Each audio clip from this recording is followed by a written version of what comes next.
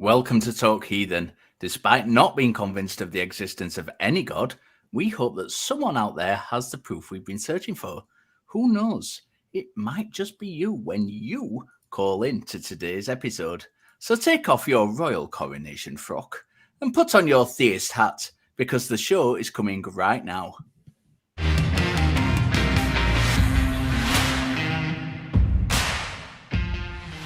Today is Sunday, May the 7th, 2023, and I am your host, Richard Gilliver, and joining me today is ObjectivelyDan. Dan, how are you, sir? I'm doing great, Richard Gilliver. I'm here with you. It's a very cozy day, I guess. We're just like chilling here in the most uncomfortable background I've used yet on this program. So, but it should be a great show. I'm looking forward to it.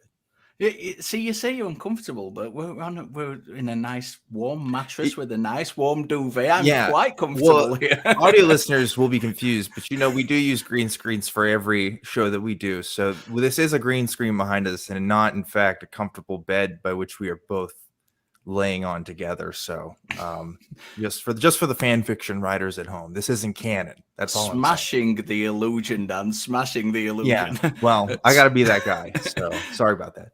Talk Heathen is a product of the Atheist Community of Austin, a 501c3 non-profit organization dedicated to the promotion of atheism, critical thinking, secular humanism, and the separation of religion and government. It is a live call-in show, and we have open lines, so get your calls in at 512-991-9242 or from your computer at tiny.cc/callth. Of course, every week we have Question of the Week. Talk Heathen to me, no less. So before we get started, we want to give you last week's results of Talk Heathen to me.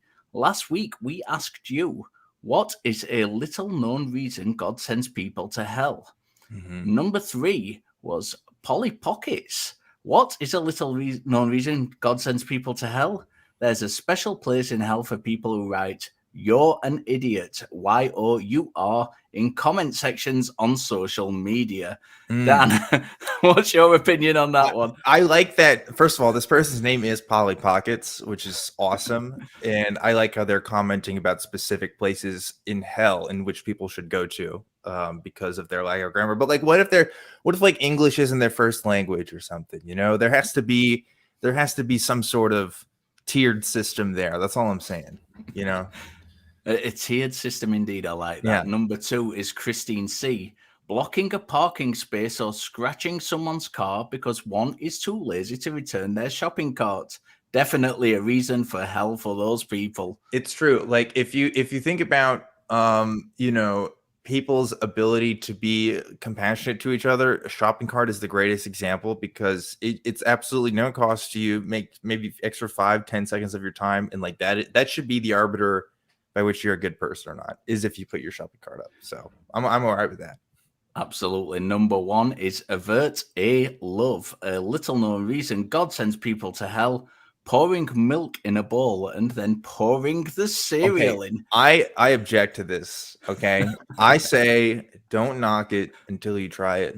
Okay. The cereal tastes different when you do that. I'm not saying I do that every time. I'm just saying you got to mix it. It's about the spice of life, Richard. You got to mix things up every once in a while. It is not something I have tried. I've always put my cereal first. Maybe I'll have to tempt Satan to send me to hell by doing that. Next week's question is, name an unconventional way to test God. So you can enter your best answer below the video in the comments, and next week we will reveal the top 3 answers. But I want to ask Dan, name an unconventional way to test God. I mean, I think this is obvious. I think God should send out a press release, and just saying like, hey, I'm here. You know what I mean? Like there's always going to be people that don't follow him, but at least we get the question of, hey, I exist though. Like there should be a press release, and maybe a conference as well, press conference. All the major news publications are there. They get to ask him a few questions, where he's been at, what's he doing, and that'd be good to go. But yeah, I want a press conference. That's yeah. I'm liking the press conference. I think the press release is a bit. We've got social media these days. We don't need a press release, but a press conference. Get everybody in there, all the reporters, and and select people from academia and things and give them the best shot with the questions. I'm digging that. I think that'd be good. But yeah, that's my take.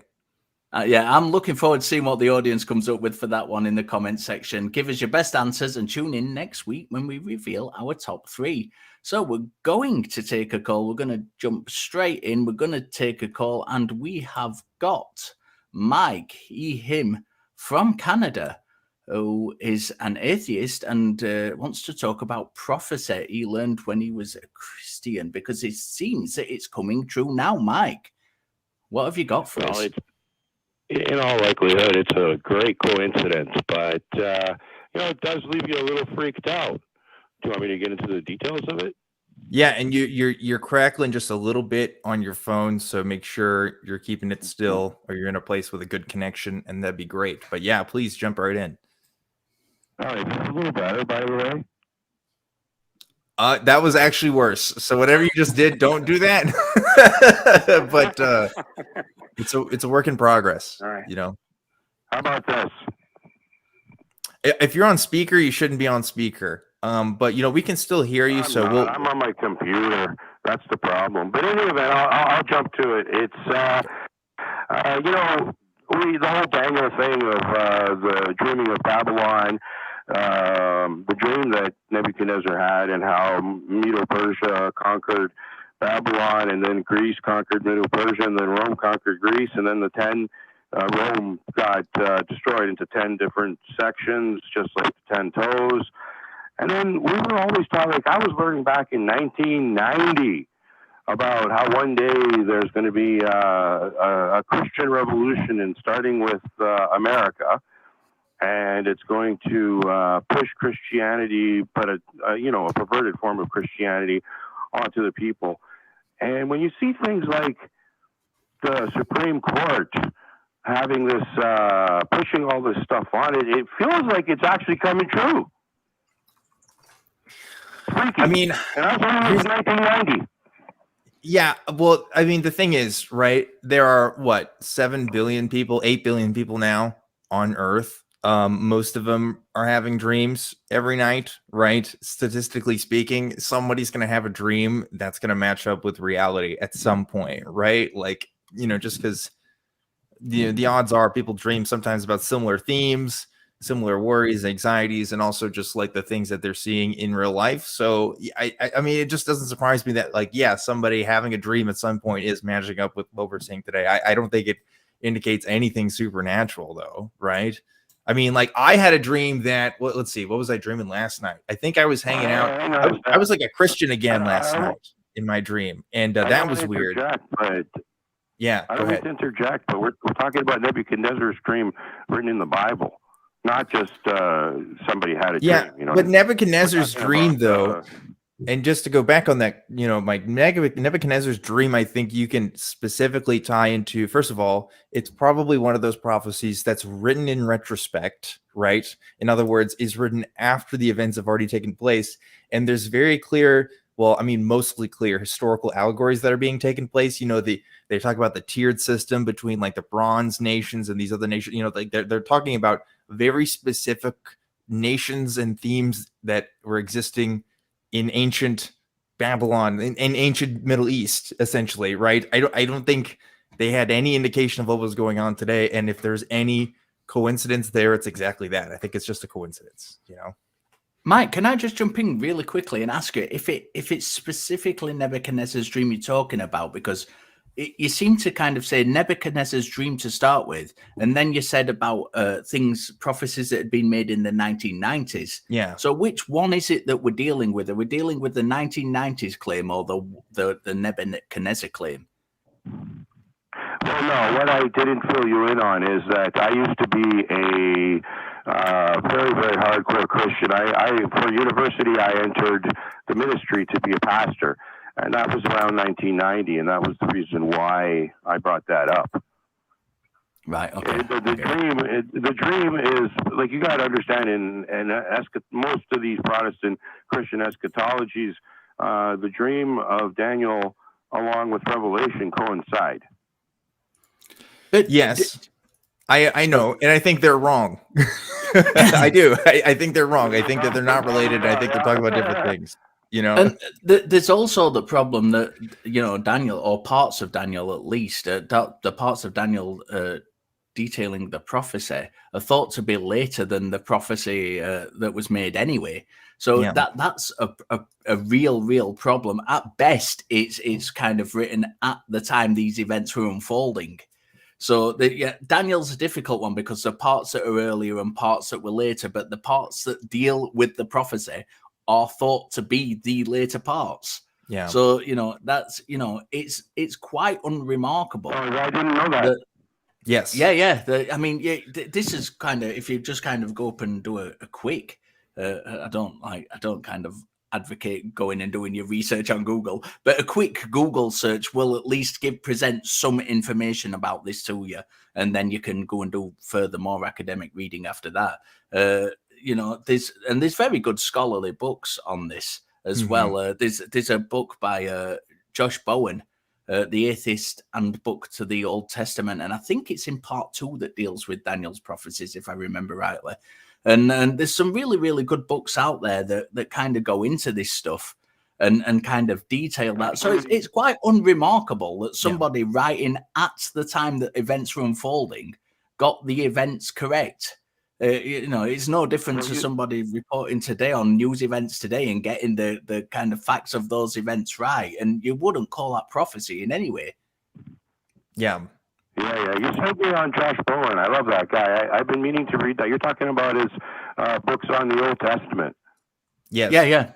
But you don't even have to look at him. I mean, there's other scholars that would. For so long now. Yeah, I mean, there are lots of good Old Testament scholars out there, and they don't have to be atheists, the Christian ones as well, because the consensus of scholars, we must separate scholars from apologists. Yeah. The consensus of scholars who work in the field professionally have the same kind of conclusions. There are a few that don't, but, and there are ongoing arguments about certain features, but certainly Daniel's, the kind of aging of Daniel's text is kind of consensus opinion amongst both Christian and atheist scholars.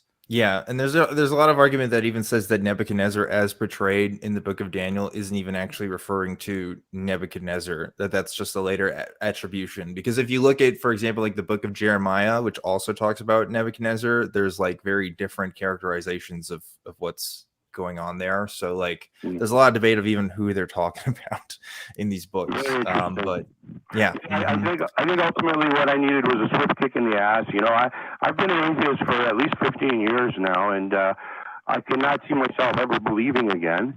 But this whole thing was just a little disturbing. I think I said, okay, maybe coincidence, maybe bullshit. And no, what you guys are saying is probably true, but I think what's a really, really good idea is to read a book like Josh Bowen's on the Old Testament and get familiarized with everything the way it really is, rather than the way it was bestowed upon you in ministry. Honestly, I will always suggest you read books, but like even on, the Wikipedia articles on a lot of these will tell you like what current scholarship says on the dating and, a brief summary of what the people of the time would have interpreted a lot of these to be. And if you do that for like most books of the Bible, you'll realize, oh, this is different from what I'm taught in church, right? I mean, like I definitely had a difference there. Like there's a lot of people that say, oh, the book of Daniel is actually, it's prophesying Jesus and stuff. And there's still apologists that make that argument. But I mean, there's lots of arguments that don't line up with that. So yeah, scholarship is good. They don't really talk about scholarship in church, funnily enough. I wonder why. But yeah, something to think about. So there you go, Mike. Do you have anything else you need from us? We've lost Mike. We lost him. We've lost him. Yeah. Oh, that's too bad. Yeah, but I appreciate the call, Mike, and absolutely.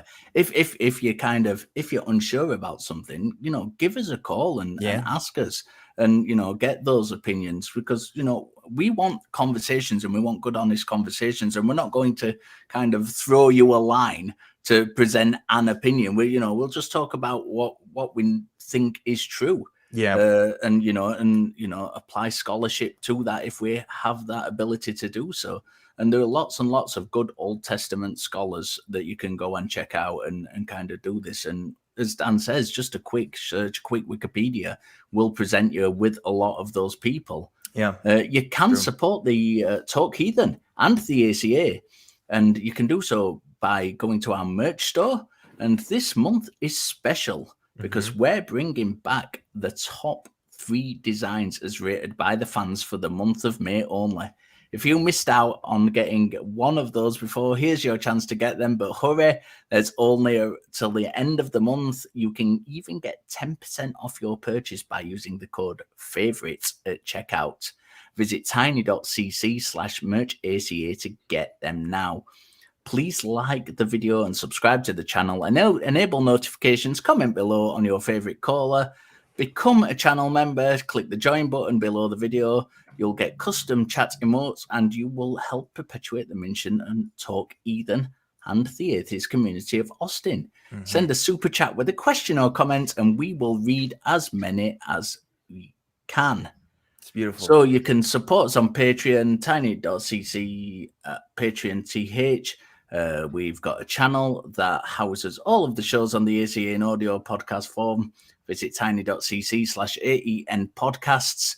You can become a part of the Talk Heathen community in our fan room Facebook page at tiny.cc FBTHG. And also, in case you didn't know, Talk Heathen has a TikTok, and we will be going live there before the shows on a Sunday. So go and subscribe and join the pre-show at Talk Heathen TikTok. And we've done that today. And if you're joining us from there, very welcome. Thank you for joining us. We are going to take another call. We are going to take Sven.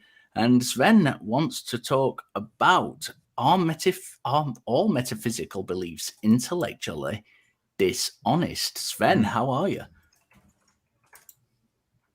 Hi, I'm doing well. How are you, Richard and Dan? Doing Very pretty well, good. thank you. Doing pretty good. How can we help? Awesome. Yeah. So it just, I'm pretty sure, Richard, you know which Sven this is. Dan, I haven't caught an introduction on it for a while, but I'm still a big fan. But recently, a few weeks ago, I had someone in the atheist community say that all their conversations with me, I was one of the most intellectually dishonest interlocutors they've had. And I just feel like you and I, both of you and I have always had good conversations. So I just wondered, is there a point where it comes to just the clash where any metaphysical belief is going to be deemed as intellectually dishonest to the materialist? I mean, I'd like to know what you mean by materialist to begin with, Sure, because yeah. I think that kind of that phrase itself has so much different connotations to it depending on who you're talking to, and you're talking to 2 different people here who might have different opinions to the other people you've been talking to. I So also think, what do you think materialism is? And then you know, we can answer whether that applies to us or not.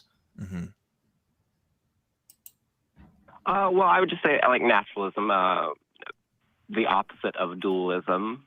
So like a mono, there is only the physical. And the opposite of that. Yeah, well, so, I mean, I believe you were calling in about metaphysics. I don't think that's the term.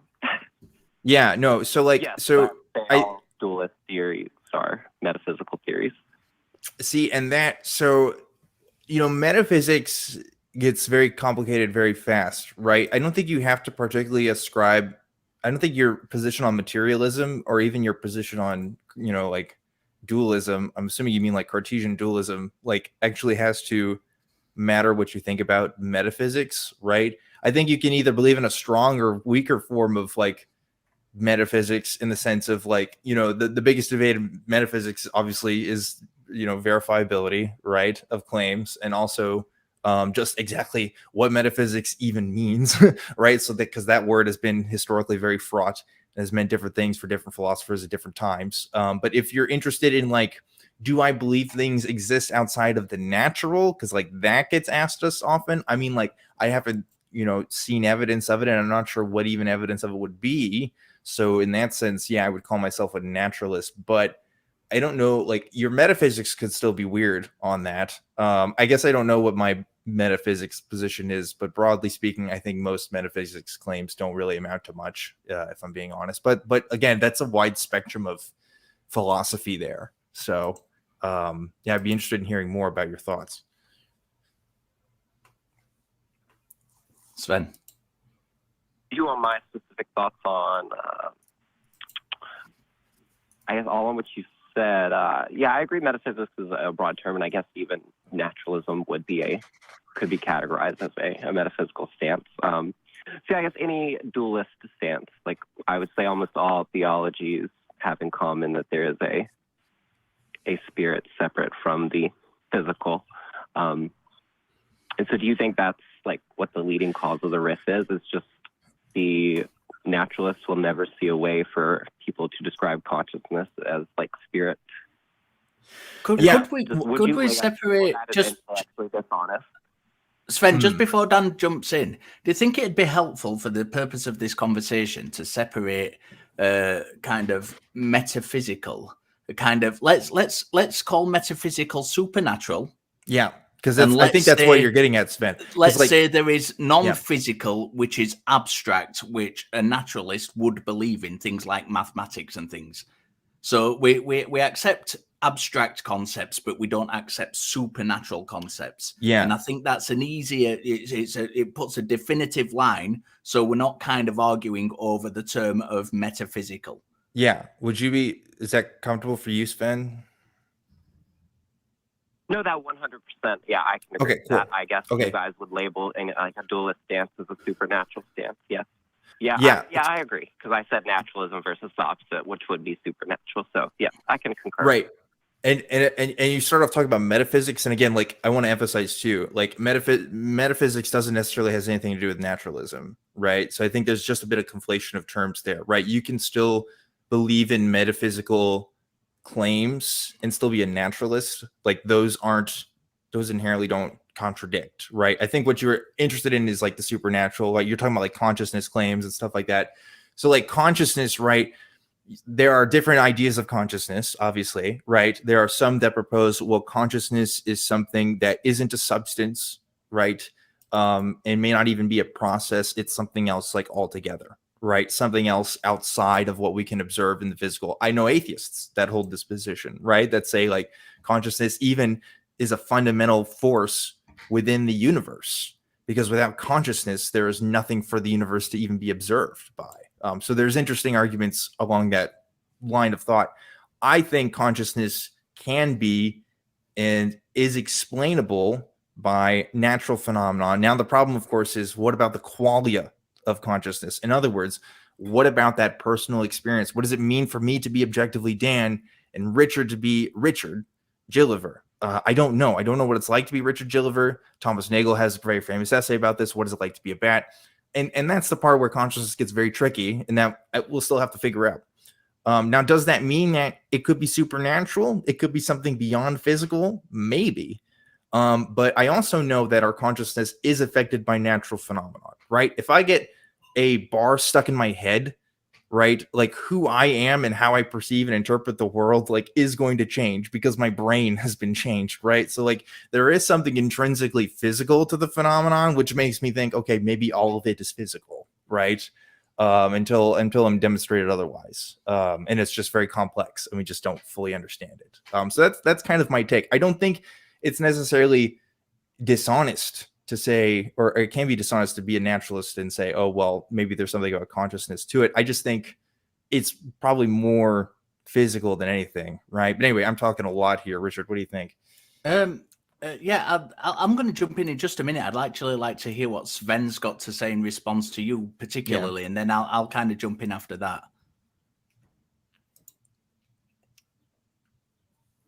Sven, would you like to the emergent property theory? Again, I kind of think that's what you were going with. That it's just an emergent phenomenon of the physical world. But I do also lean more towards, if it was a strictly physical phenomenon, I kind of go more with the first example you gave, like Philip Goff and panpsychism. It's just a fundamental part of reality because something has to be there to observe it, or else the phenomenons wouldn't have a label, they wouldn't be happening. So yeah, I respect both of those views. Yeah. So why would you lean that way then? Because I can think of kind of 7 different theories of consciousness. And there was a great piece of work being done by, and people are gonna, the atheists are gonna call me dirty names for mentioning this foundation, but the Templeton Foundation at the end of 2019, it's a Christian organization, but they were kind of footing a huge push on the consciousness research, and they were getting all sorts of opposing ideas together, and then kind of the dreaded plague came in and kind of stopped all that happening, which was unfortunate. But I think the kind of the consensus of consciousness researchers, whether that's in psychology or neurology or whatever, do think it is an emergent property. And I think people overcomplicate what an emergent property means. And, if I can just kind of simplify it to its very, very basics and then kind of get you to respond to that and see what you think about that. If you imagine a car being stood still and then moving, and the kind of emergent property of that movement being locomotion, all those parts of the car working together, the engine, the petrol, everything coming together, and then locomotion, movement being the result of that. And that's kind of, that's all we mean by emergent consciousness, is an emergent property of the brain. All these physical aspects are working together, which produce this result. Now, we don't know the details of the result. We do not know what the details of consciousness are. There's still so much work in the field to be done. But we do kind of have a good idea, and through lots of different experiments that have been done, that if you kind of alter the physical aspects of the brain, of the nervous system, of the person, then consciousness and who we are appears to change. So it really, really does appear to be a physical aspect, just like if you took a wheel off a car, the way the car moved, the locomotion would change. And, that's it seems kind of overwhelming that is the case. So what makes you think that it might be this other thing, this dualism, this outside aspect coming in?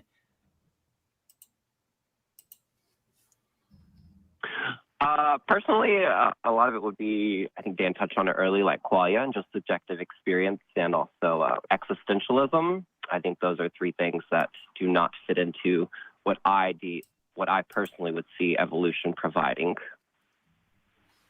Have you looked into the different theories of consciousness? What's that? Have you looked into the different theories of consciousness? Just out of... I love philosophy of mind. Yeah.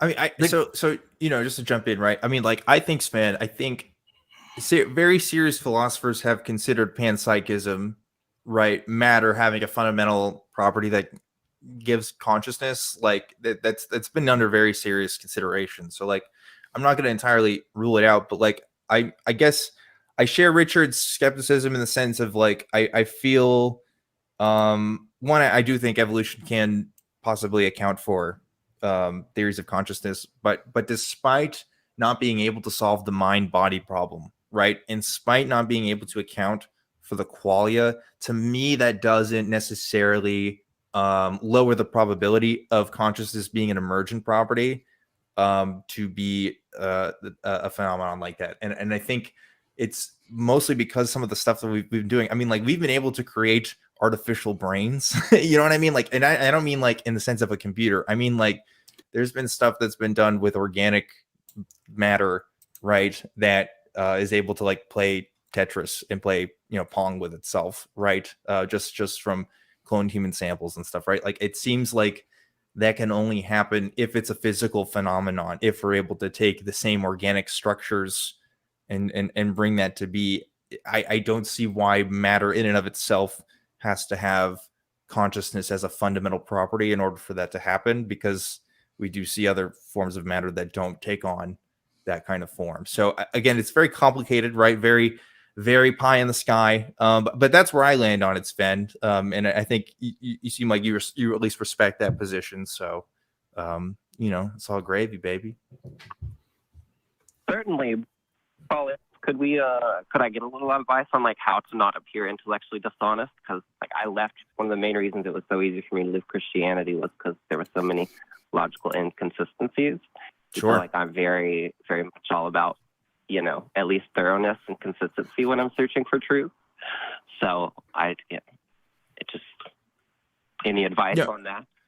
I mean, I think you just have to be. I mean, like Christian, when Christian apologists and not even apologists, right? When the average person is talking about, the kinds of things we're talking about, they're not even going to be using the same terminology, right? They're going to be talking about souls. They're going to be talking about things that we're not even going to be considered valid concepts, because it just doesn't make sense when you do enough reading on the topic to even consider it in that way. And so I don't know. I think as it's one of those things too, where very careful evaluation of your terms is going to be very critical. Like even when we first started this conversation, we were talking about metaphysics, right? But metaphysics is really its own branch of philosophy that has very little to do with consciousness, right? For the most part, it really addresses other issues. So I think there's always going to be a confusion of terms, especially when you're talking to laymen. And hey, I don't have a philosophy degree, right? I just read shit. You know what I mean? There's always going to be a little bit of confusion there. I think as long as you do your best to try to figure out, how to talk about it as appropriately as you can, I don't know, you're not being dishonest, right? And I think you just got to get that sense from other people, Yeah, and Sven, you spoke on a couple of occasions on this show, and I've always found it to be an honest interlocutor. And I think for me, the only advice I could give you is, as we did at the beginning of this conversation, just make sure that the terminology you're using is agreed upon by everybody, because the metaphysical is as we discussed at the start of this call, very, very awkward. So, try and simplify it and say, I'm referring to specifically something like a soul versus, consciousness coming from a physical thing like the brain, just to kind of, really dumb it down to make sure that there's going to be no misinterpretation of those terms as best you can. It's an awkward subject, and it's an ongoing field of research. So it's always going to be difficult to talk about. But I've certainly not found you dishonest in any of our previous conversations. I've not found you dishonest during this call. It's just an exploration, and that's fine. You got the Richard stamp of approval, Sven. So that's all you need, honestly. Well, that means the world. I appreciate both of you guys' time today. Yeah, we appreciate you as well, Sven. Thank you very, very much, sir. So we are going to read a super chat out. We have a super chat from Greg Makowski, who very, very kindly sends us $4.99 and says, "Thank you for the pillow talk. I don't know what you mean. I don't know what it could be referring to, or what's all that about." Yeah, I don't know what you mean either. It's not like Richard is now the producer of this show and I'm trying to get special, favors from him or anything. That's not what's happening at all. To keep that quiet. That's a slap wrist for him at the after the show. Also, make sure to check out the newest episode of the flagship show of the ACA, the Nonprofits, which will air live at 3 p.m. Central Time today at tiny.cc/YTNP. This week is a British and a royal special, so you don't want to miss that one. The ACA wants you, that's you, to know what is going on in our community, and for that we've got an updated website. Head to www.atheist-community.org, where you can learn about the organization itself, its policies, and how you can get involved. And we want to hear from you. We want to know what you liked and what you thought was effective, and more importantly, that you thought we could do better. Especially as hosts, that's something we really like to hear about, the ways we can interact with you in a better way. If you're unhappy with the way we've done that, you can email us at tv@atheist-community.org and let us know.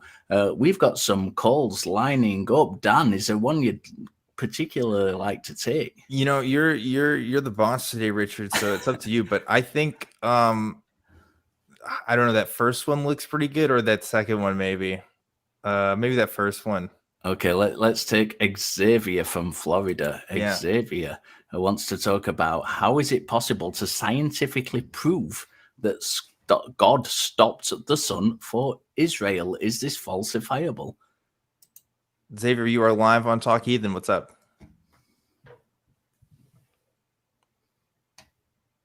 Xavier, you are there. If you can hear us, please say something.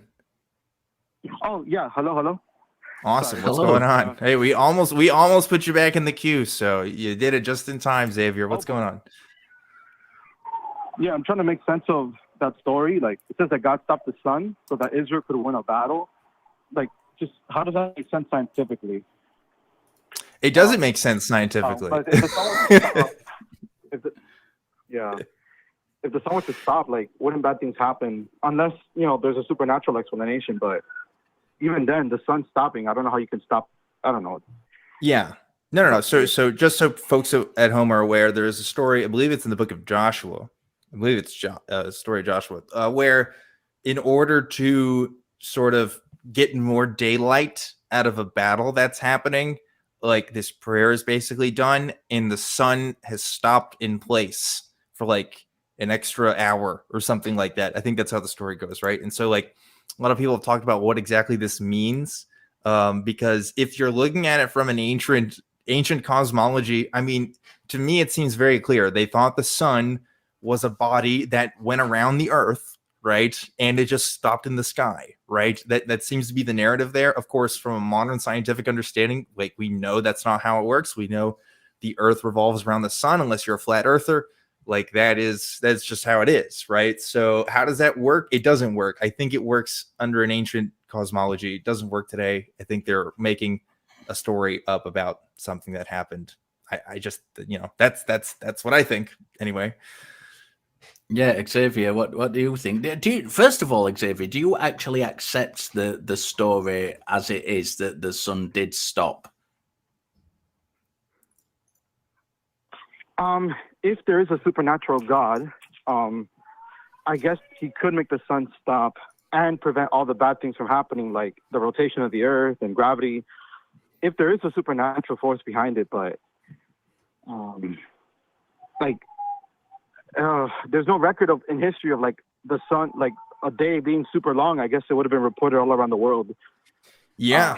So it's kind of like making me doubt like the veracity of the Bible, the inerrancy of the Bible. But there could still be a God. Yeah, sure. I think that's brilliant. I think it's great, and you're asking the right questions. Is it reasonable to believe these claims? Is a very, very good route to go down to kind of, investigate these things. Yes. And if you're looking at it and if you're thinking that doesn't really make sense, compared to the history we have, all these other things, asking, is it reasonable to believe this, is a very, very good way to go. Mm-hmm. Is it reasonable that somebody, there's a story in a book that says, because don't bear in mind here, let's take off our Christian hat. Yeah. And let's put ourselves in a circle. And in this circle is a Muslim, a Buddhist, a Hindu, a Sikh, a Christian. You've got all these different people who've got all these old books with lots and lots of different claims in them. So we take just one of these books at random, which has a claim in it, and it doesn't appear to correspond to anything that we know of in history to corroborate it. Is it reasonable to accept that story as true on that basis? But like, it doesn't disprove that there's a God, right? They could just be wrong about science it was 3,000 something years ago, but it doesn't disprove that there's a God, right? Not necessarily. You're right. It doesn't necessarily prove that it's a God, but it does demonstrate at least that the stories that describe the God and describe the history of Israel, really, because that's what most of the Old Testament is, are at least sometimes wrong, right? They're not 100% correct. They are due to suspicion. And this isn't the only one of cosmological significance, by the way. As you know, NASA and other space agencies are able to predict when eclipses happen with extreme accuracy, because we understand, right, the movement and the bodies of the heavens, right? And not only can we predict what happens in the future, but based on the math that we have on these bodies, we can actually look back into the past and know exactly when not exactly, but more or less within a time frame of when eclipses happen. And we can even line that up to when other parts of the Bible claim that eclipses happen, because the Bible says eclipses have happened several times. And for a lot of these cases, they don't match up, right?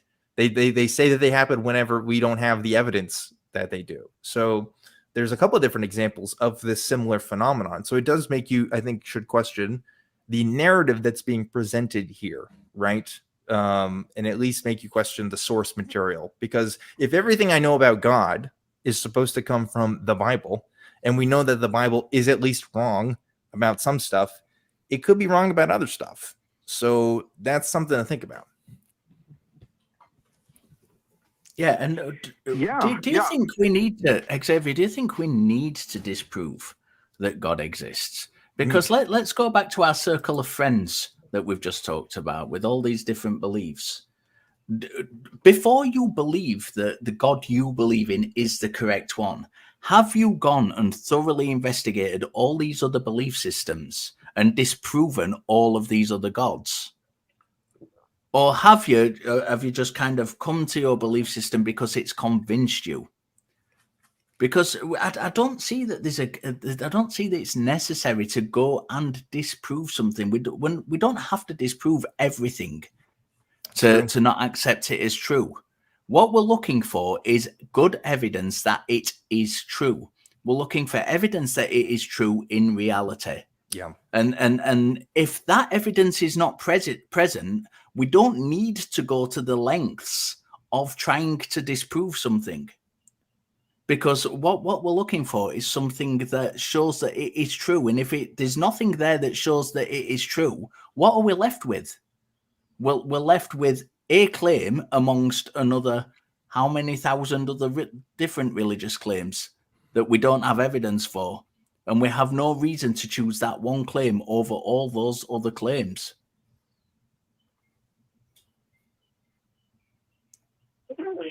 So that's evidentialism.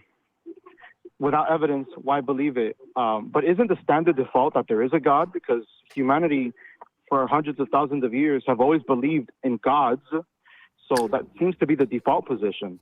I'm going to need a citation needed. I don't know about hundreds of thousands of years. Anthropologists have really looked into this question of what did ancient human beings believe, right? And it's hard because outside of 10,000 years ago, there's no actual written language of any people group, right? So we can't actually know exactly what their thoughts and feelings are. We can make assumptions. There seems to be definitely evidence of religious ceremony in groups of people beyond 10,000 years, right? Beyond that, we don't know specifics of whether they mean God, maybe they mean spirits, maybe they mean other kinds of deities. But regardless, okay, let's say that this is true. Let's say that for a long time, human beings have believed that a God is real. So what? I would argue for a long time, humans have believed that the earth is flat or some variation of that. Right? I mean, like there's a lot of beliefs that have gone back through history that we've determined not to be true, right? Just because it's the default position and just because it's very commonly held doesn't necessarily have anything to say about its truth value, right? Yeah, that's Sure. true. I just meant like that would be the default position because science has disproven, several things about religion, but they haven't disproven God. But Xavier, I want the default position has to be. Xavier, you're asking really, really good questions. I really like that you're doing this, but I want to point something out to you that you've done. And this isn't aggressive in any way. It's not having a go at you as a person. I just literally want to point out, and I want you to notice that you have done this, because you've gone from arguing for a specific God, and when it was when the kind of proposition was put forward that we don't have a good reason to believe in one God or another, you've then switched from arguing for a specific God to saying, well, isn't a God belief fundamental to humanity? So what you've kind of done there is you've unconsciously, and I don't think you've done it on purpose at all, but you've unconsciously moved the goalposts of the argument there. because you've gone from saying, I believe in this God, God A, to God A, B, C, D, E, F, and G, etc. could all be true because humanity has an innate belief in God. So what we have to do now is not only demonstrate that a God could be true, but we have to demonstrate that the one you believe in particular is also true. Yeah. So you've gone from needing a good reason to believe in the God you believe in to needing a good reason that a God exists at all and that your God is the God that exists above all the other choices. So you've kind of backed yourself into a little bit of a corner from the point of view of having a good reason to believe in what you actually believe in.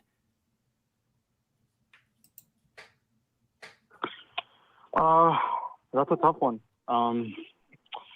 Yeah, because I always used to hear Christians disproving the Quran, like, oh, how could it possible that the moon was split in half? Therefore, Islam isn't true. But I accepted it for a while, but there's things, unscientific things in the Bible too. So, like, I got to use the same standard of reasoning.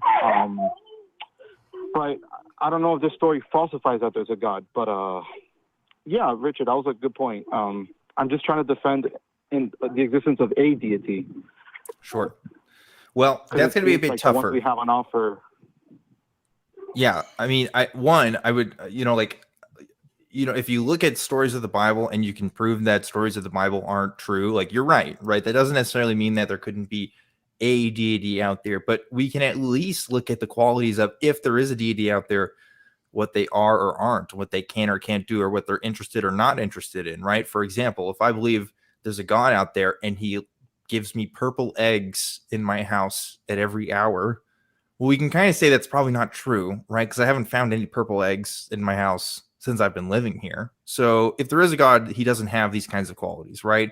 I think we can look at the natural world and see at least what their interests are and what they have the ability or capability to do. And, when it comes to the Christian God, there's very specific claims about reality that would have to be true if the Christian God was real, and also about what we observe in our interactions with people. The Christians have historically, for example, believed in this concept of the Holy Spirit as something that can be looked at.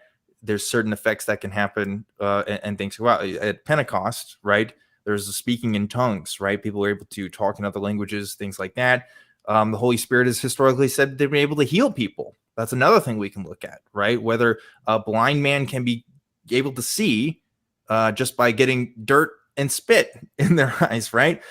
It seems like every single specific instance that we can actually verify whether or not the Holy Spirit is interacting with the world or God is interacting with the world in one way or another, we can't seem to prove it. And I think that says something about the Christian God, at least, or really any deity that has any interest in helping people. Because as far as I know, there's been no real proved phenomenon of anybody being healed from anything supernatural whatsoever, right? Only rumors and speculations at best. But for the most part, we go to hospitals and we ask doctors what to do.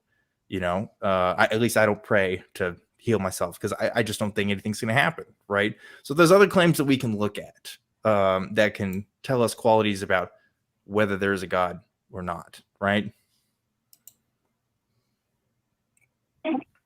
Okay. So I guess I have a final question. Sure. If we don't have more time.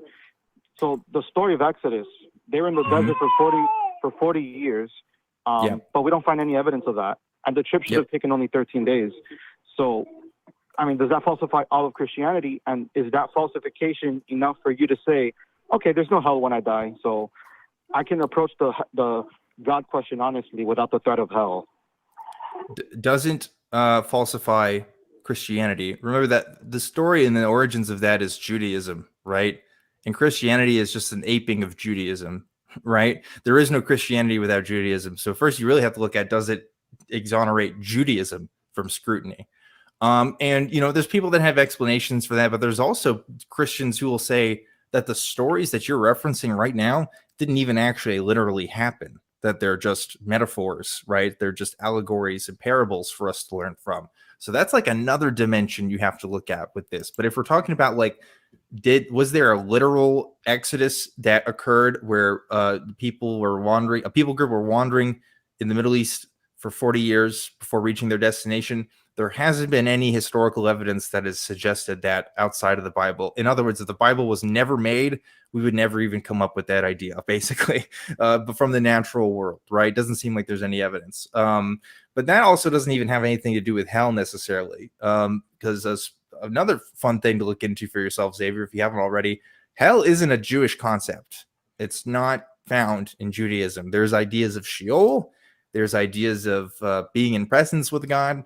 But the afterlife is a much different subject in Judaism than it is in Christianity. So I would argue that, I mean, that in and of itself is like almost a total fabrication, or at least a later addition to what a people group thought about what would happen in the afterlife. So it doesn't really have anything to do with Exodus in and of itself. It actually has more to do with Christian theology than it does with Jewish theology. So kind of a separate research question. But I think that's all the time that we got here for this call, right, Richard? So if you want to, I just before we drop you, Xavier, I would recommend you go and look into kind of a bit of Old Testament scholarship, because I think that will kind of give you a reasonable answer to the Exodus thing, and look at how those books came together, and you know, because there were lots of different people groups who believed in lots of different gods in that area, and they kind of shared stories. So, you know, go and do a little bit of looking up of things like that. I do want to talk to you again. You know, listen back to the call, Xavier. Kind of listen to the points we've made. Go and have a look at, you know, things like Old Testament scholarship. Go and have a look at things like skepticism. There's a really good book by Carl Sagan about skepticism called somebody help me out because I forgot the name of it. you talk about now I can't remember either. Demon Haunted World. You're talking about Demon Haunted World. A Demon right? Haunted World. That's the one. Yeah. Thank you, Dan. Yeah. Go and look at A Demon Haunted World by Carl Sagan, and that'll teach you about believing things for good reasons. Yeah. And that's vitally important. And I think you're hanging too much on this kind of, I need to disprove it. You don't need to disprove anything. What you need is good reasons to accept that it is true. And that is a very, very different thing. So kind of listen to the call back, go and have a look at a few different areas, and then give us a call back and kind of see where you're going and where you're at once you've kind of had a look at those things, Xavier. I'm going to let you go. I do appreciate your call. I like that call a lot, Dan. What do you think about that one? No, it's good. Xavier is a theist, but he's asking us our take on stuff. One, that's admirable to be able to do that. Not everybody can do that. But two, he's obviously questioning things, right? He wants to know our takes, and he's trying to look for, as you mentioned, good ways of doing skepticism. And it's always important to point out, like, yes, certain things in the Bible could not be true, and there could be a God. Like, a lot of atheists have trouble with that. Like when I bring that up, they think I'm defending theism, and I'm not necessarily defending theism. I'm just looking at the logistics behind this, right? Like, people can write things about God, and then, I can write things about you, Richard. And just because the things I wrote about you aren't true, that doesn't mean you don't exist. You know what I mean? It's absolutely. You have to consider it under that light, you know? Yeah. We've got another super chat from James Cole, who's been a member for 6 months. Thank you, James. $5. A special place in hell is for people that buy from breeders or puppy mills instead of adopting from shelters. Got the best dog. I agree with that. I agree with that 100%. I don't think you're going to have any argument from either myself or Dan on that point. Yeah. And if you happen to be in the Austin area, Austin, I can't speak. Austin. If you have, I'll start again. Let's scrap that. If you happen to be in the Austin area on May the 28th, 2023, we will be broadcasting live from the Free Thoughts Library. Join us for Talk Heathen, hosted by Forrest Valkai and Sophia Spiner.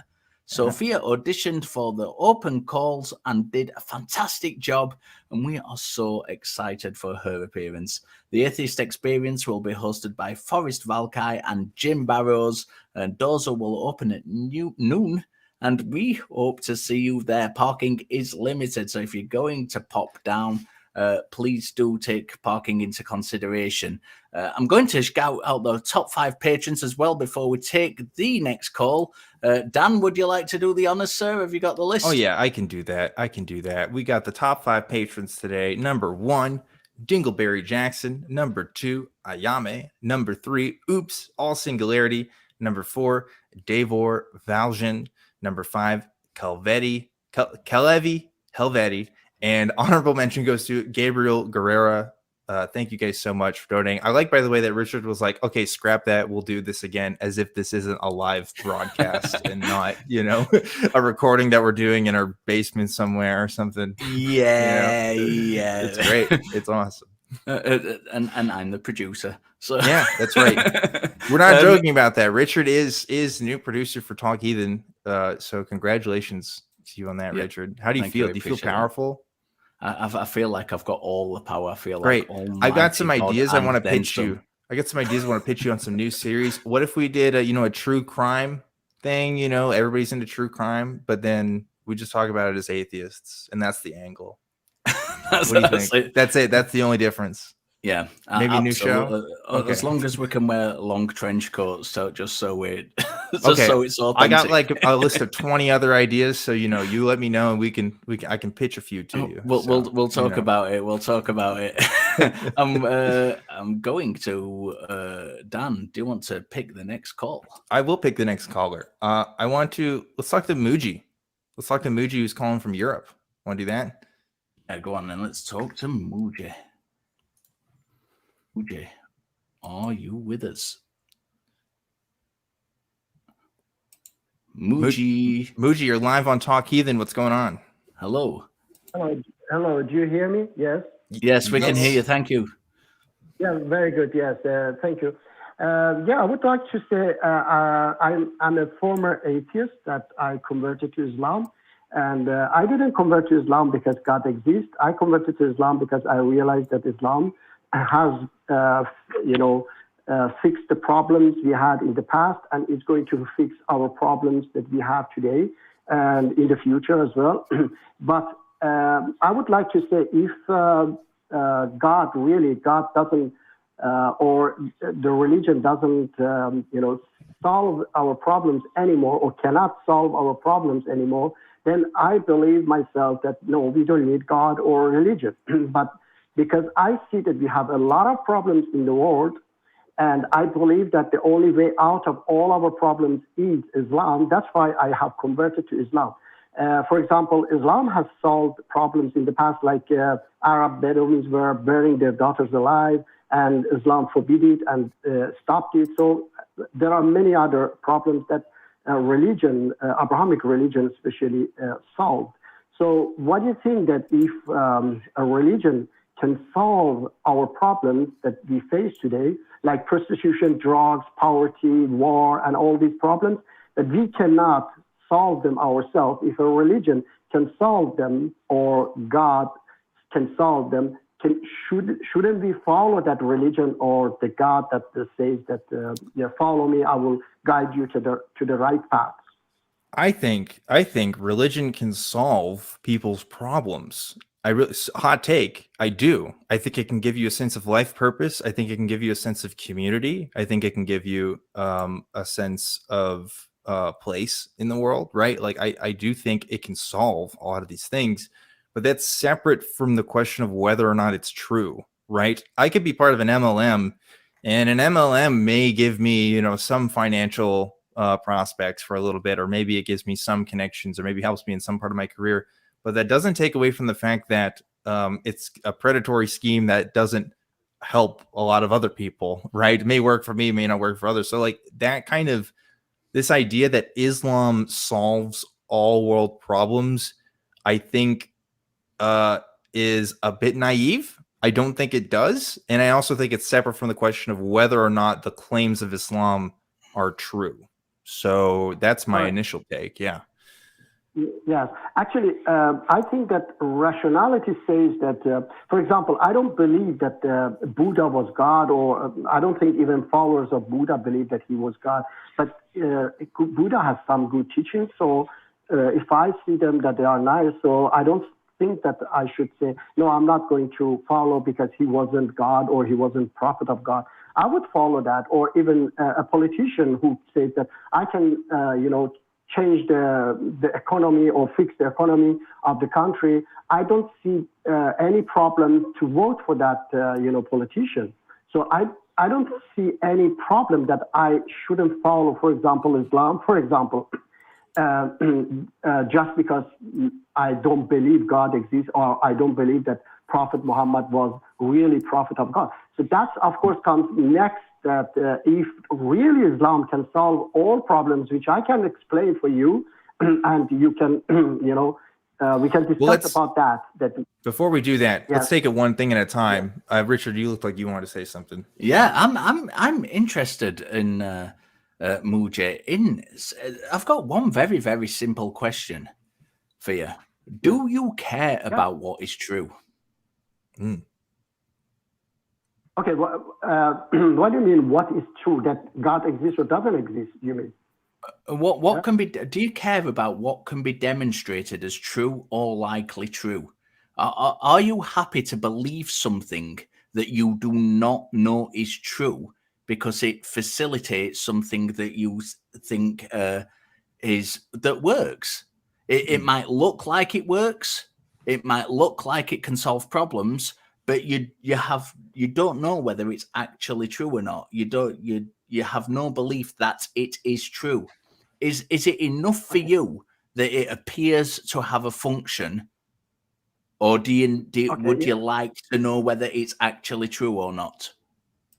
All right. Okay, I understand now your question. But if I know that in fact that it works, okay, if I believe that it works and it's going to solve all of our problems, then why shouldn't I believe? And I know that it is a fact, which you haven't even asked me why I believe that it's going to solve all our problems on this planet. So if you asked me that, and we were discussing that what is the solution? Well, I'd kind of like an answer to the question I've asked first. I'm happy to go down that route, but I have just asked you a question, and I'd like that particular question answered, because it makes a difference. It makes a lot of difference, because if you're just happy to follow something because if it's functionality and you don't care whether or not it is true, that can lead some people, and I'm not saying this would be the case with you, but it could lead some people to do bad things for the wrong reasons. So let's kind of just answer that question straight off. Yeah. It's a simple yes or no question. Do you care about what is true or likely true? Okay, I do care, exactly. And I think that it should be, everybody should care that what I believe in is true or is false. Yeah. Okay. Definitely. So that's going to be a problem. That's going to be a problem for us, because you could be right in that if everyone believed in Islam, the world would be a better place. But that doesn't change the fact that I don't believe, for example, Muhammad rode on a flying horse to the moon, or that Muhammad spoke to the angel of Gabriel and received direct knowledge of God, right? Those are specific historical claims that I can't accept as true, and is really going to affect how I believe in the rest of the stuff. You know what I mean? Because look, I could say, and I bring this up too. I talked about this on Friday, but like David Koresh from, the Waco massacre probably brought a lot of good things to the people that live there. I mean, there's a reason why so many people live with him. There may have been some stability. There may have been some opportunities for them to live out a life purpose. But I would argue that was really bad for them in the end. It may have given them the illusion of some comfort, but David Koresh was not the Messiah. I think both of you would agree with that, if unless you think otherwise. But I think most people would agree with that. So again, there's going to be differences in how we accept other claims versus if we understand, parts of the religion to be false, right? All right. I have to say about as well. Previous caller said that Quran says the moon was split, but it is not the case at all. Or Prophet Muhammad fly on a horse? No, it is not. These are just fabricated stories in the hadiths. Quran doesn't say that at all. Okay, and I don't believe that myself. Anyway, I just yes. I just would like to say. But sorry to interrupt you, Muji. You do believe? Yeah. Do you believe that Muhammad got divine inspiration from God? Yes, I believe that. Okay, definitely. So that's still a big one, right? Like that's still going to be a holdup. It doesn't have to be about flying horses over Jerusalem, but it could be something we have a problem with, you know. Yes. But I would like to actually, I want to spread the message of love, equality, and peace. That's why I'm trying to, make people to, even we have disagreements, but we can unite to solve our problems, common problems, or fight our common enemies as well. Okay, that's an interesting. I'm so sorry to interrupt you again, Muji. That's an interesting prospect. Yeah, no problem. Because I want to fight for peace too. I want to fight for equality. Yeah. I want to fight for all those things. I'm not a Muslim, right? So like, no problem. we can also do these things without being Muslim, right? Like what? Yeah. Why do you have to be a Muslim? Why do you have to believe in Islam in order to solve these issues? All right. Okay. So because I believe that the source of all problems we are facing on this planet is the capitalist system. Okay, and because everything happens in this world is because of this system. People want to sell drugs because they want to become rich. People produce tobacco and kill 5 million people because they want to become billionaires. People produce weapons and they create war, conflicts here, there because they want to sell their weapons. So all problems, according to Islam, all problems comes from the capitalist system. And Islam says that get rid of the system, live equal. That's the Islamic message. But if you follow, if you agree with me that the source of all problems is this satanic system, okay, the capitalist system, and we have to live equal in an equal world, and we have to share everything with each other, love one another. I promise you that Islam has no problem with you being atheist, and you will, if you fight. Muji, I'm having some difficulty with some of the things you're saying. First and foremost, the moon being split in two is not in the Quran, because it is. And it is also in the Hadith. It's in Sahih Bukhari, volume 5, book 58, number 208. It is in the Hadith. But it's also in Surah 54:1 of the Quran. So it is in the Quran. Sorry, I have to interrupt you. It is, first of all, it's not Sahih Bukhari. It is Trash Bukhari, because it has a lot of fabricated hadiths in his book, okay? And all extremist Muslims, they block me, because I'm trying to prove them that they are wrong. These Bukhari. Okay, so let me just interrupt you. Okay, Muji, I need to interrupt you here now, because this has taken a whole turn I did not expect it to take. Yeah. So this is awesome, though. So we what we've got here now is a case that it is in Bukhari, and it is in the Quran itself. But you disagree with other Muslims who think that that's the case. Now, without I don't wish this to sound rude in any way. I don't particularly care that you disagree with other Muslims. Take that up with other Muslims. You've called an atheist call-in show. If you want to talk to other Muslims, call a Muslim call-in show and discuss it with them.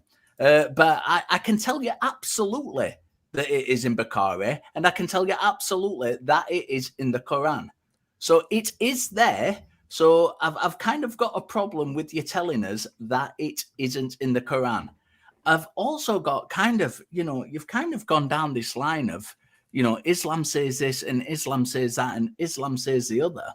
But you've given us no reference to any of those things. And, not everybody is as familiar with the Quran as I am from an atheist perspective. And I'm not sure what Dan's kind of knowledge of the Quran is, but I kind of do this stuff. This is what I do at university. I do religion, philosophy, and ethics. That's what my degree is in. So I kind of look at different religions, and I enjoy doing so a lot. And I do a lot of independent research into that as well in my spare time because I am a boring tit. But look, there's also something else you said. Because I'm just going to throw all these things at you because you've got me on a roll now. And you said that, Islam has no problem with atheists being atheists. And that I've also got a bit of a problem with that because although I agree that many atheists take kind of some of the verses of the Quran out of context. And I think they do, especially the verses about kind of, people who don't believe in things. I think they are taken out of context in a lot of cases. But the word for a non-believer in Arabic is kufr, or other words that are kind of derivative of that, the same root. And they mean specifically those who have read and understood the message and rejected it. So it's not just a case of people who don't believe. It is a specific term, which means people who have rejected that. And Islam absolutely has a problem with that. The Quran tells us explicitly that the kufr they will be judged by God in the hereafter. And it's not going to be a happy judgment. They're not going to be given candles and cakes and a little party. No, sir, either not. So although some of the interpretations given by atheists are a little bit, from my perspective, a little bit out there, I think some of the stuff you've said is outright, and I'm going to be rude because I think you deserve it on this occasion. Outright nonsense. And I think what we need to take from this call is that, you go away with your kind of with your Islamic friends and you gather around in a little circle and you sort out all your little beliefs between yourself. And when you've decided which is the correct interpretation amongst yourselves, give us another call back, because I really don't see this being very productive moving forward. I'd like to hear from you again, Muji. I'm going to let you go at the minute. I appreciate the call, but I think you need to decide amongst yourselves what you believe before you come and tell us what kind of moving forward we need to do, Dan. Well, first of all, I want to get on because Muji was talking, I just typed in the chat here. He's like Muhammad Marx over here. You know what I mean? He's going that anti-capitalist Islam, and I'm interested. Okay, I want to see what he's got. But I mean, I don't know. Is it fair though to say that everybody has to have? Because first of all, I agree with you in that the problem is if you say Islam is gonna save the world, it's gonna solve all the problems, but we can't even agree what the fuck Islam is, then yeah, that's an issue, which is notorious amongst religious groups. But to be fair, I mean, there is a lot of philosophy groups, a lot of scientists that don't agree on a lot of things either, and yet we still get some stuff done. Now, granted, the way that those claims are evaluated are, of course, much different. But I don't know. If he has a specific ideology that says, hey, this is going to be the one, and he happens to call it Islam, I think that's fine. I just think that, we have to take in mind that Islam is going to be different from other people's Islam. So, yeah. Look, I have no problem with people, Christians or Buddhists and Muslims all have a vast array of different beliefs, and I have no problem with any of that. I think when you're directly contradicting what's actually written in the text, I think that's where I'm going to that's where you get my backup. I read a lot of these texts. I want to know though, was Muhammad anti-capitalist? Because that's a new take. That's fresh, dude. I don't know about that. I'm a white guy from Texas, dude. I don't know about that. I'm just saying that could be. Yeah, if you're a Muslim, give us a call and you know the answer to that question. Do give us a call and let us know, dude. I want to know. Shall we take someone else? Shall we take Alex from California? I'm looking forward to Alex. Yeah, go ahead. Let's do it. Hello, guys. Thank you for. Hi, Alex. How are you? Hey, we're doing great. I'm doing well. How How can are we you? help you? Good. What's going on? Okay, so I have a question. I'm curious to know if there's a goal, whether it's subconscious or intentional, for trying to persuade people to atheism. Yeah, good question. So maybe Yeah. Absolutely, and I think we may have different answers. I don't know. Yeah, I think we So would, Dan, but- you go first. Okay, yeah. So like what are we doing here, right? What are shows like Talk Heathen about? What's our purpose? Are we trying to turn people into atheists? Maybe. I think what we share in commonality is we are interested in evaluating claims, and we are persuaded by the idea that many claims that happen to be religious in nature are not true and can be demonstrably false, or at least be arguably false, if not demonstrably, right? So does that mean a worldview of atheism? Possibly. I don't, I'm a part of the Atheist Community of Austin myself. I like to use the term atheist for myself, which is, slightly in the nuance different from atheism. But, the point is, I think what we share in common is that we see a lot of bullshit in the world, and we do want to challenge that. There are a lot of people in the community, even on like the Discord server, if you go to, who aren't atheists, but still watch this show and who hang out with us because they find, like-mindedness in our spirit and what we're trying to accomplish. But am I trying to convince people that atheism is true? I think it's more correct to say that I would like to convince people that most claims in Christianity, Islam, other world religions are false. I think that is more direct to what I'm personally interested in, because atheism may not be quote unquote true, depending on how you define that, right? Like it may not be the case that there are no gods in a classical term of atheism, right? It may just be that we don't have good enough evidence to believe that there are any, which is like a very nuanced but different point of view. But that's my take. Richard, what do you think? I've got lots of religious friends. Yeah. I've said this a million times before. The guy who was the best man at my wedding is a Muslim.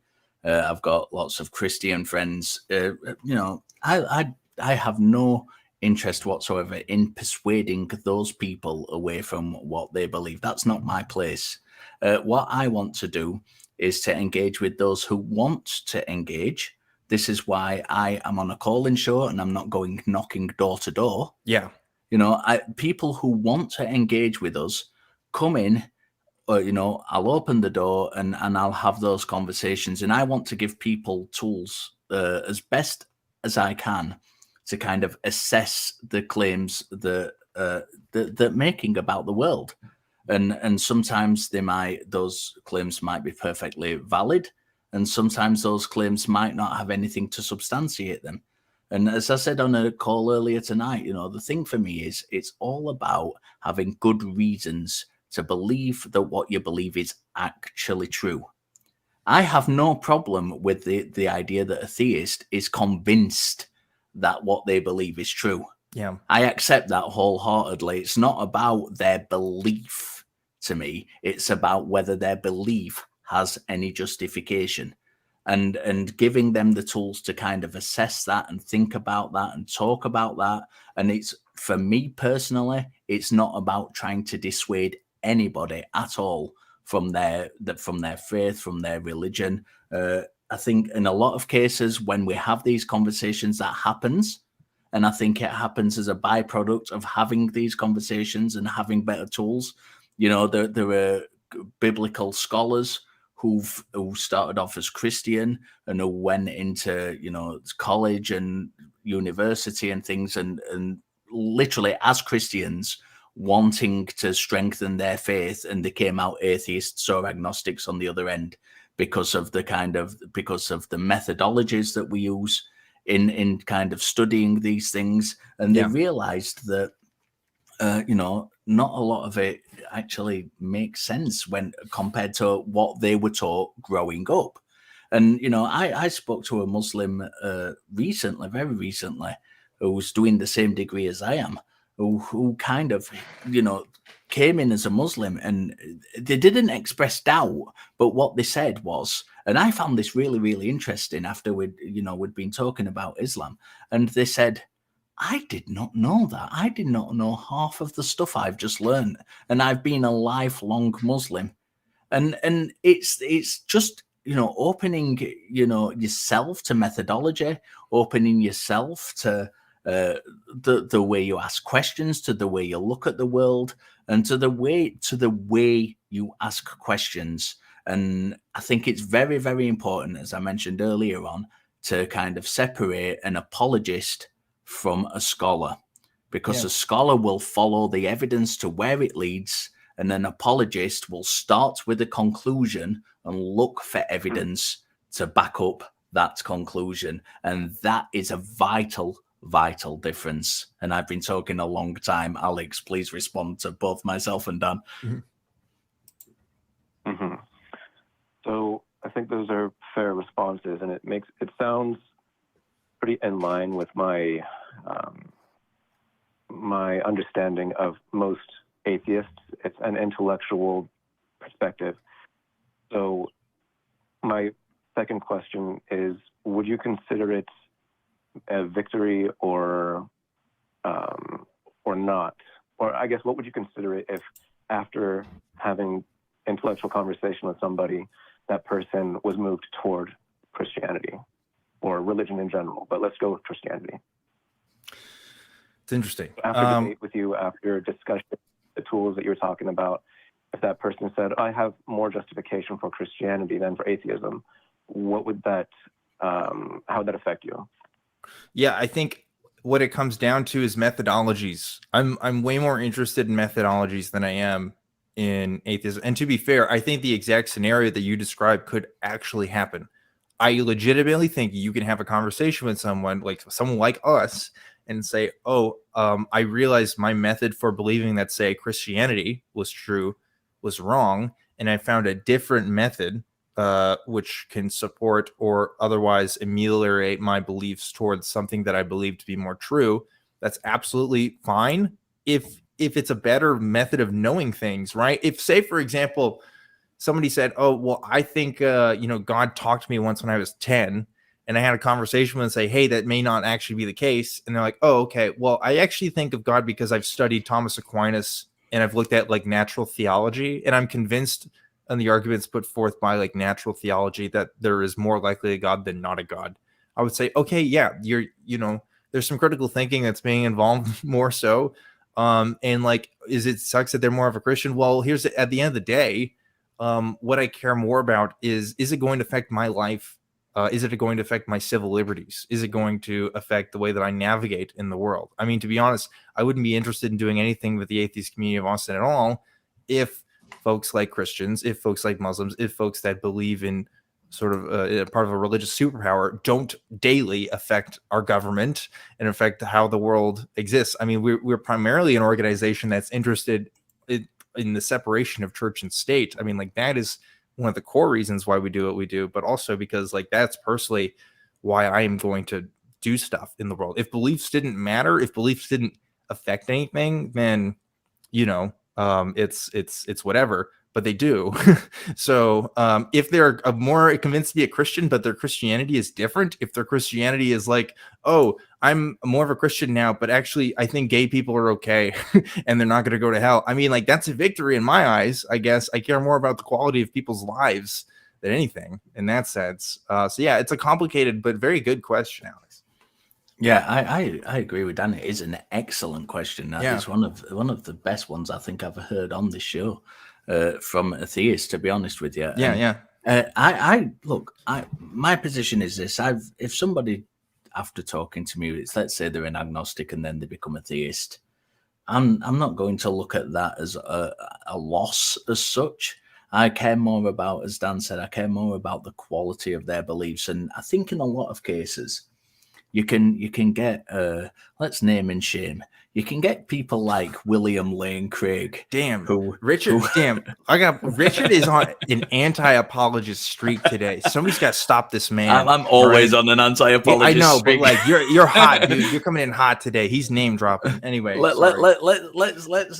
choose William Lane Craig, for example, who has said that the Kalam cosmological argument in its original form is the best argument for God he has heard. And then, when he's been in conversations where it's been shown to have flaws in it, he's then gone on to modify that argument to kind of reinvigorate his conclusion that God exists. But then, in conversations after that, you hear him say, the Kalam cosmological argument in its original form is the best argument that I have ever heard. Now, we know that's not true because you've already gone and modified your version of the Kalam, because we know that the original form of it cannot be substantiated. So in that case, we know we're dealing with somebody who's blatantly dishonest. And in that case, if that person said, I'm an agnostic, and then I've become a Christian, I really wouldn't care. I wouldn't kind of view it in any way other than that person is blatantly dishonest. If it's a man in the street, if it's a friend of mine who's agnostic and becomes Christian, I care more then, and I care more about the quality of how that belief is kind of influencing the way they live their life. I talked earlier about my friend who became a Muslim. He was a great guy before he was a Muslim. He's a great guy as a Muslim. That belief hasn't influenced the way he interacts with the world, the way he interacts with people, or anything like that. It still remains a great, great guy. And in that case, I'm less bothered. It has less impact on me because it's not affecting the world around him. It's not influencing the way he votes. It's not influencing the kind of how he interacts with gay people. It's, and he's the same guy he was before, now as he was before. He just happens to have taken on these extra beliefs. And I think it has to be done in a kind of an individual basis. And it's a nuanced question. It's a very, very good question. And I appreciate it, Alex. Yep. It's very good. Mm-hmm. Okay. Am I allowed to say more, or am I? Of course. Absolutely. Yeah. Okay. Because what you just said, if I can, before my mind loses track of what I wanted to say, you were saying, hang on a second, repeat the last thing you said, if you don't mind. The last. Sorry. Okay, go on. My brain does this. I'm sorry. I lose track easily. So, if someone converted to Christianity, you wouldn't be bothered by that. But I think that's where conflict arises, because by converting to something like Christianity, it requires change. It automatically leads to change in that person's life, and then change with how that person interacts with the world. So why does it though? I've literally just given you an example of a friend of mine who converted to Islam who didn't change after converting. Then what does he convert to? If he didn't change, then is it a true conversion? Well, what's a true conversion? I think that presupposes that a God actually exists and that there is only one way to kind of truly convert to this God. Okay, so I'll focus on Christianity because I'm not familiar enough with Islam. And my thought is, if you convert to Christianity, then now you realize that you have to change because you live in sin. We all live in sin. And if we sin against God, then we're separated from God. We accept that Jesus Christ is Lord and Savior. That means you automatically start becoming, or not automatically, you steadily become more and more Christ-like. That's the whole point of becoming a Christian. So you will naturally change over time. Your views will become different. And many people go to some extremes, and they do things that might be well-intentioned, but poorly executed, maybe in bad taste, like hating. You're not supposed to hate people. We all know God says you're to love your neighbor. So our change should be from a hateful heart to a loving heart. And our change should be to a prayerful life. So you're going to see that change in your friend who converts to Christianity. You're going to see him want to go to church more, to want to serve more, to care about the things that God cares about, and to dislike the things God dislikes. That's so. If you have none of those changes, then it's not a true conversion. And I'm wondering, does that still bother you if you have someone who doesn't change after converting? Then it would be just empty. I mean, I think for me personally, it feels like there's a lot of projection going on here, and you're kind of instilling that, you know, someone has to change. You're taking a particular case rather than talking about people converting in general. And, you know, so if that's the case, I'm happy to talk about that particular case. I'm less happy to say this is what happens when somebody converts, because I don't think that's the case in all cases. You know, there are very probably cases where people convert to Christianity and become much worse people. You know, and obviously I said that kind of as a blanket statement, but that's exactly what you're doing. You're making a blanket statement. So let's take an example of person A who converts to Christianity and becomes a better person. And in that case, you know, I have no problem with that. If it makes them more comfortable, as long as they're not impacting on other people's lives in a negative way, I don't see any problem with that whatsoever. Dan. Yeah, I mean, I'm reflecting on this, but like, I might disagree with you, Richard, in the sense that I think that, well, here's where I put it, right? Beliefs do matter, and Alex is bringing up a good point, right? Like you know, the problem when talking about beliefs, I'm more interested in like the methodology of the beliefs and sometimes than the belief itself. That's not always true. I am interested in the beliefs themselves sometimes more, but the methodology is really what I'm primarily interested in, because Christianity, for example, is a religion where you can have the Westboro Baptist Church in one corner and you can have an Anglican church with a gay pastor in another, right? And they still call themselves Christians. Both of them do, right? So it's kind of hard to talk about Christianity, for example, in a vacuum, as you mentioned, right? I think people's prejudices and people's methodologies by which they understand the world do affect public policy, do affect your interactions with other people. And yes, that is influenced by religion, but sometimes, again, it's just the methods. Sometimes if you just look at the methods of how they're examining things, how they know some things are true or not true, that can almost just be a defeater within itself. Has nothing necessarily to do with Christianity, because again, there are scientists who are Christian that I'm sure publish great work.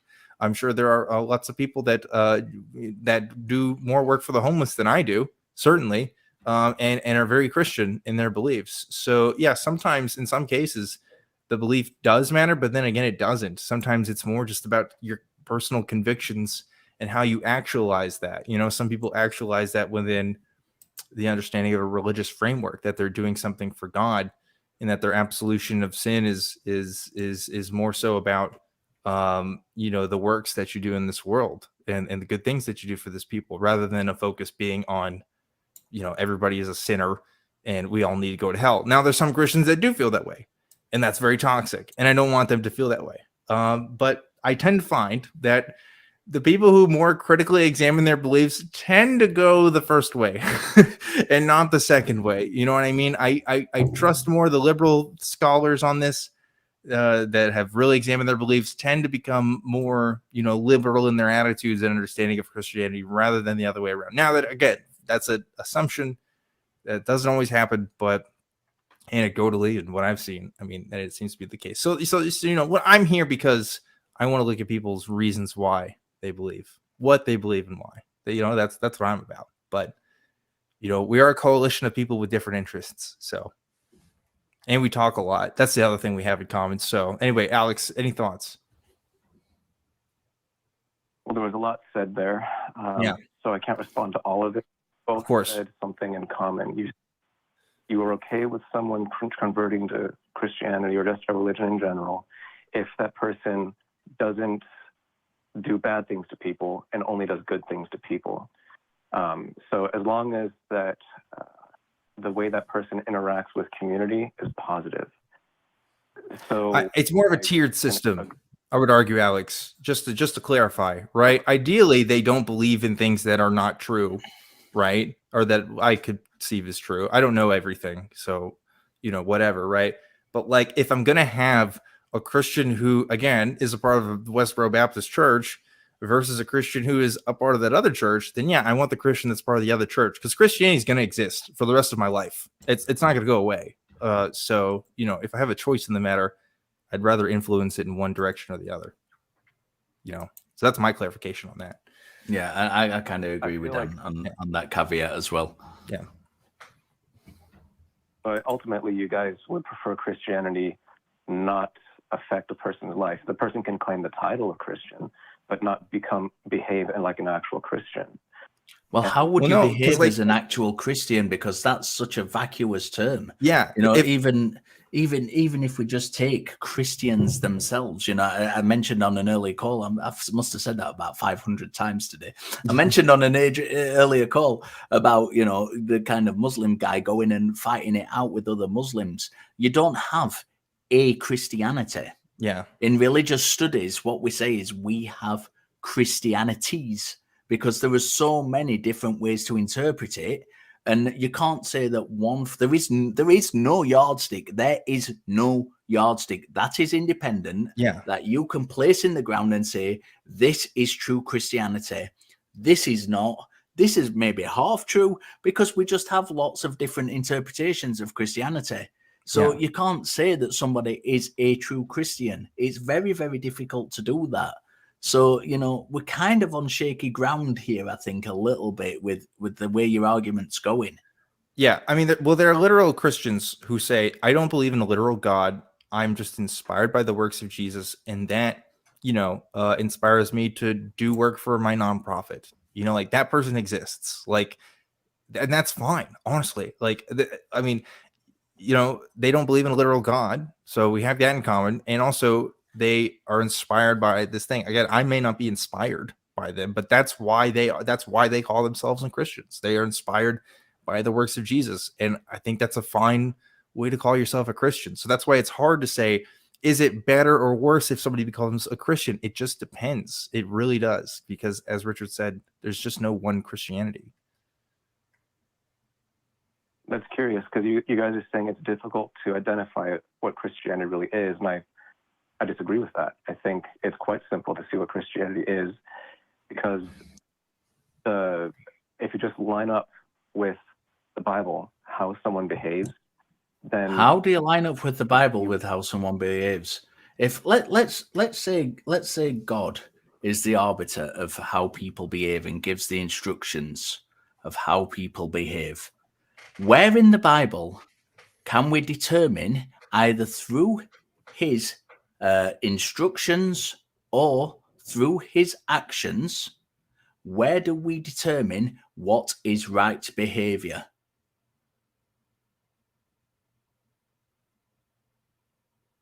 Are you asking me? Yes, I'm asking you. Where in the Bible do we determine what is right behavior if we say that God is the arbiter of right behavior through either his instructions or his actions? It's all throughout the Bible. Instructions are everywhere. The 10 Commandments are the first set of instructions. Okay. And then, so, Alex, listen, we are going to have to wrap. We are coming on up against a hard stop against the end of the show. Please call back, because I want you to go away and think about that question specifically. I don't just want an all throughout the Bible answer.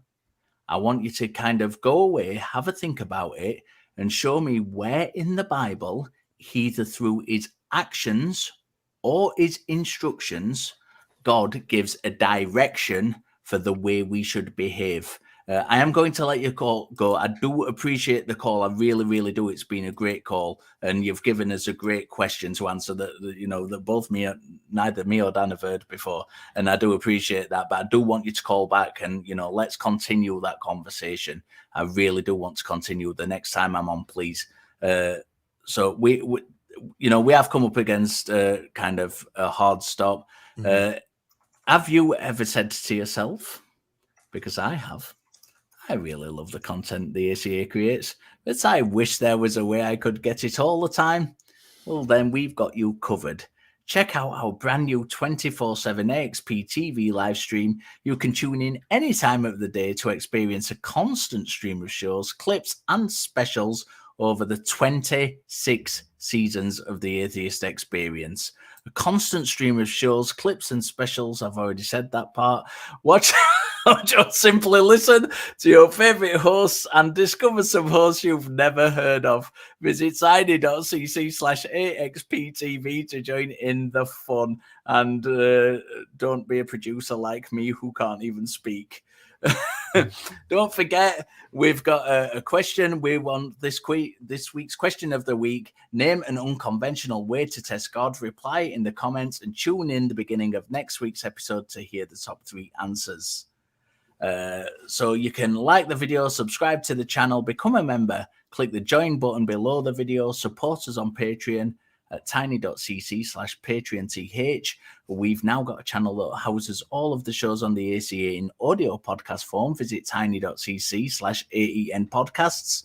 You can become a part of the Talk Heathen community in our fan-run Facebook page at tiny.cc FBTHG. And if you would like to continue the discussion after the show, join us in ACD, our fan-run Discord server at tiny.cc/ACD Discord. I will be in Discord after the show if you'd like to continue the conversation. Also, make sure to check out the newest version of the ACA show, The Non-Profits, which will air live at 3 p.m. Central today at tiny.cc/YTNP. Before we go, let's go and have a look at our wonderful crew, because they are amazing. They make this all happen, and they're the ones who are going to shout at me afterwards for falling over my words. And let's send out, as always, some love rings. Thank you to our viewers. We really do appreciate you. And whether you are not, oh God, it's going so well. First show as producer, it's all falling to bits. Good thing. Whether or not you believe, if you're an essential worker, we do want to thank you. If you don't believe, this is your community. Whether or not you can speak properly or not, it doesn't matter. You are still welcome to be part of the community. If you do believe, we don't hate you. We're just not convinced. Thank you, everybody. Thank you, Richard.